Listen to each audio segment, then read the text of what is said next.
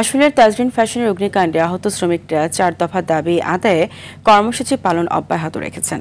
গেল 24 নভেম্বর থেকে আশুলিয়ার তাজরিন ফ্যাশনের পরিত্যক্ত ভবনের নিচে এই অবস্থান কর্মসূচি পালন করছেন তারা।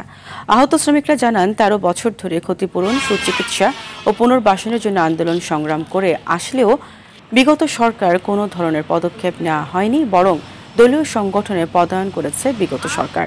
এছাড়া তাজরিনের মালিক দেলোয়ার সহ দোষীদের কোনো শাস্তির ব্যবস্থাও করা হয়নি। তাই সংশ্লিষ্ট দপ্তর থেকে কোনো ধরনের পদক্ষেপ না নিলে গায়ে কেরোসিন ঢেলে আত্মহত্যার হুমকি দেন আন্দোলনকারীরা।